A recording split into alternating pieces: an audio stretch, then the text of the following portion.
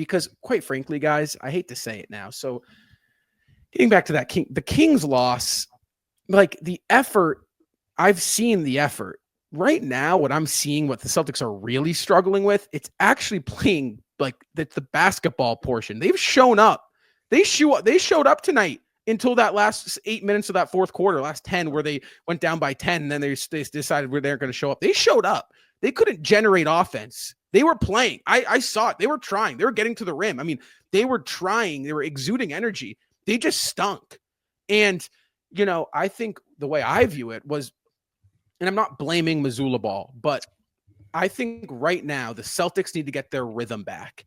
And you're not going to get that rhythm back. You have to rebuild it, is my point. And you have to start to attack. You have to start to get some easy baskets, some games where maybe you make it an emphasis. All right, guys, tonight we are going to pass up open shots.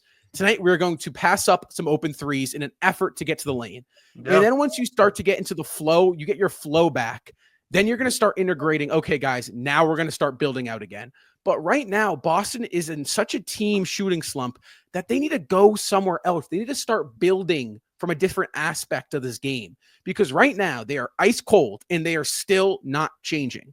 And that doesn't mean you can't get back to that ball, that brand of ball, but you have to build back there. You have to get back in a rhythm. When you're an NBA player, sometimes the easiest way to get back to your shot is just getting to the rim. You get fouled, you get a couple layups, you see the ball go in the hoop, the game opens up, the flow opens up. The Celtics as a team, they need to do that. Getting fouled seems to be our biggest enemy now. We can't hit free throws to begin with. I know. Well, we talked about that like 2 weeks ago. Tonight we come in. What was the exact free throw number? We just went across the bottom of the screen. We're 50%. I mean, that's 9 straight. I believe it was 9 free throws that we missed. So we were 9 of 18, right? If I'm not mistaken, 9 of 18 on the night. Yes, 9 of 18 from the free throw line on the night. That's 9 points you just give up in a 13-point loss. And we've been clanking free throws. So much better. We've been clanking free throws as of late. Really, the whole month of December, we were clanking free throws. I went on a whole tangent about it 2 weeks ago about this team, and yet tonight it continuously happens. But I also want to look at, the fast break points in this game and the points in the paint. Points in the paint, it's 60-40 in favor of the Raptors. And then meanwhile, the fast break points, it's 18-5 in favor of the Raptors. And the Raptors really got out and ran in this game early. And this is something the Raptors are wanting to bring against the Celtics. You saw it twice in the preseason. You saw it twice already in the regular season. So there's 4 different times before this game you come in and know what the Raptors want to do. They want to play physical. They want to play downhill. They want to play in transition. And yet tonight, the Celtics, they let the Raptors get going early in transition and allow it to persist throughout the game, 18-5 in terms of fast break points. And when the Celtics get into that type of game, just the back and forth game, the offense becomes hectic for the Boston Celtics. And that's really what we saw down the stretch. I think, really personally, the offense tonight was one of the weakest links of this entire team. You can say whatever you want defensively. It was the weakest link. Everybody was talking about defense, but really 97 points on the offensive end of the floor. And really, I believed offensively we were just not running the offense in which we know gets us open shots. And I think guys were making poor decisions. I think guys were going through the motions on the offensive end of the floor entirely. I think they were literally just going out there and going, oh, this is the offensive set. They're not running it with intent. They're just running it. Right. There's not this intent to actually do what you want to do really hard and with intensity, with energy. And that's what I thought we saw out of the offense for most of this game. But even down the stretch, I thought what really you get to the fourth quarter of this game, you really saw out of the Boston Celtics was, oh, now it's just hectic offense. Now it's just all over the place. Now it's Jaylen Brown throwing up a crazy mid-range over 3 players. Now it's Kristaps Porzingis throwing up a 30-footer against somebody. And these kind of shots are just, they're annoying. They're consistently annoying. That's a great way to put it. They're annoying. I mean, it is. Awesome. It's like we know we can generate better shots, and it's like, oh, the first and great. Kristaps Porzingis made this shot coming into the second half, but the first shot of the second half was a Kristaps Porzingis 30-footer.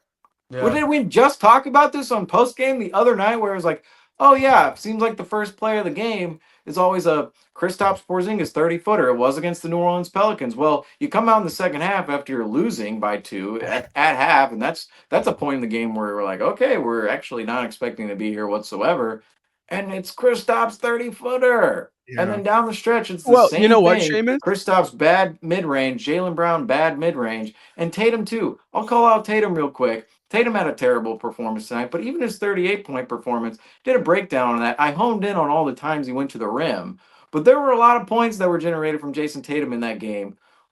Terrible mid-range shots that he made. Just saying on that end of the floor for Jason Tatum. But go ahead, Rob, because this team is So the no, offense. that is in, you mentioned fast break points, and there was a sequence in that third quarter where it was a Pritchard 35-footer, ball gets tipped, goes out of bounds. Toronto comes down the other end. Boston gets a steal. It is a 3-on-2 with Tatum running the middle of the floor. To the left of him is Drew Holiday. To the right of him is Peyton Pritchard. The Toronto Raptors have 2 men back, right? Tatum hits a bounce pass to Pritchard, who gets the ball under the rim, circles around and kicks out to a Drew Holiday pump fake sidestep 3 on a fast break. And it's like, if that doesn't show you that sequence, you're down by 5, 32-foot bomb from Pritchard. Like, Pritchard, I get it. It was you played very well tonight, but that's not your shot. Come on, stop it. It's not within the flow of the offense. You miss. You get a steal. Awesome. You're going to get bailed out now. That was a bad shot. You get a chance to get an easy bucket on the other end. You got numbers 3-on-2. That's a classic drill you run since you're in second grade. 3-on-2, 2-on-1. That's textbook basketball. You should know what to do. What does Tatum do? Bounce pass to a cutting Pritchard. Awesome. Take the layup. No, it gets kicked out. And it's like that right there. That is a problem. That's bad basketball. I don't care what your point of view or whose fault it is, plain and simple. That is bad. If I did that on my 5th grade travel team and I took a pump fake sidestep 3 on the 3-on-2, 2-on-1 drill, I would be benched, plain and simple. Plain and simple. End of story. I mean, come on.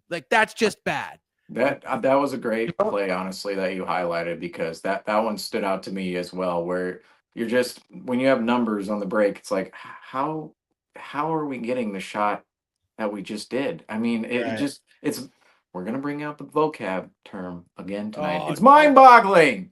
It's mind-boggling. This is ridiculous. Out of a championship team.